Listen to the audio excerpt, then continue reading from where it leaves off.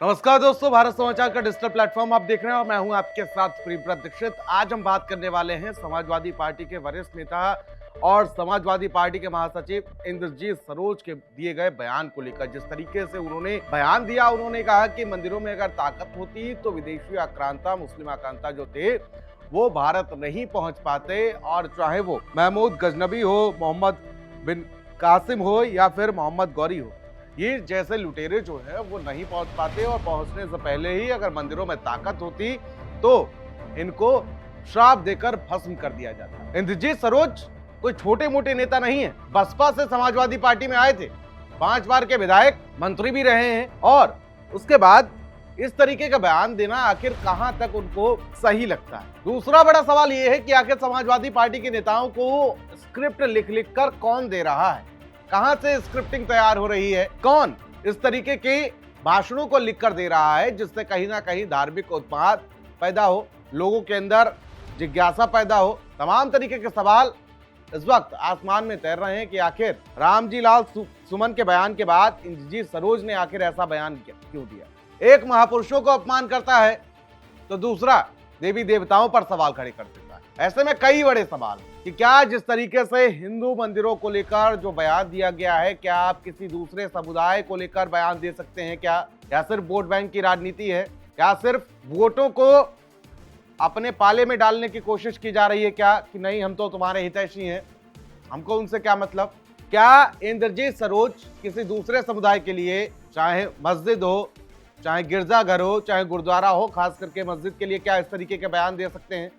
एक बड़ा सवाल। दूसरा सवाल यह है कि समाजवादी पार्टी के नेता क्या करना चाह रहे हैं। अभी रामजी लाल सुमन ने जिस तरीके से बयान दिया, उन्होंने कहा कि राणा सागा गद्दार हैं। अब कुछ ही दिन बीते, अभी उनका दूसरा बयान भी आज वायरल हो रहा है। उन्होंने कहा कि 19 को अध्यक्ष आ रहे हैं, 19 को अध्यक्ष आने के साथ साथ 2-2 हाथ हो जाएंगे। उसके बाद कल अंबेडकर जयंती पर इंद्रजीत सरोज ने कुछ इस तरीके का बयान दे दिया और उन्होंने कई बातों का जिक्र किया। उन्होंने कहा कि जय श्री राम बोलने से कुछ नहीं होता, राम का राम लेने से कुछ नहीं होता, आप जय भीम बोलिए।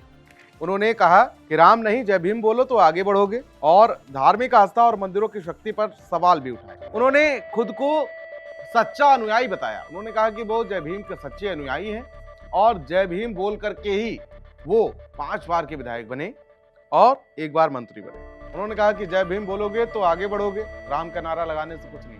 इससे पहले भी इंद्रजीत सरोज दूसरे व्यक्ति, इससे पहले राहुल गांधी ने भी ठीक इसी तरीके से बयान दिया। उन्होंने कहा था कि मंदिरों में क्या शक्ति है, ऐसा करके क्या शक्ति है मंदिरों में। अब दूसरी तरफ इंद्रजीत सरोज, भाई कुछ दिनों पहले तक तो गठबंधन में ही थे दोनों, राहुल गांधी, इंद्रजीत सरोज। इंद्रजीत सरोज कोई छोटे मोटे नेता नहीं है। मंडल अध्यक्ष, जिला अध्यक्ष, प्रवक्ता कोई नहीं है। महासचिव, राष्ट्रीय स्तर के नेता, राष्ट्रीय महासचिव। आपको एक और राष्ट्रीय महासचिव समाजवादी पार्टी के याद होंगे, स्वामी प्रसाद मौर्य। वो भी इसी तरीके के बयान दिया करते थे। उन्होंने भी कह दिया था कि रामायण को बैन होना चाहिए, ये महिलाओं विरोधी है, दलित विरोधी है। सवाल खड़े कर दिए इंद्रजीत सरोज। तो ऐसे में कई बड़े सवाल हैं कि आखिर कौन ये स्क्रिप्ट दे रहा है इन लोगों को तैयार करके, कौन आखिर इस तरीके से जो धार्मिक उन्माद है आखिर क्यों फैलाया जा रहा है। 27 की पिच पर आखिर ये धार्मिक कट्टरपंथी की बैटिंग क्यों की जा रही है, ये बड़े सवाल। इसी के साथ मैं ये भी कहना चाहूंगा कि अपने अंदर इतना साहस पैदा कीजिए। अगर आपको राजनीति ही करनी है इस तरीके की, तो अपने अंदर इतना साहस पैदा कीजिए कि आप दूसरे धर्मों के लिए भी इसी तरीके के बयान दे पाएंगे, कि आप दूसरे धार्मिक स्थलों पर भी इसी तरीके के सवाल खड़े कर पाएंगे।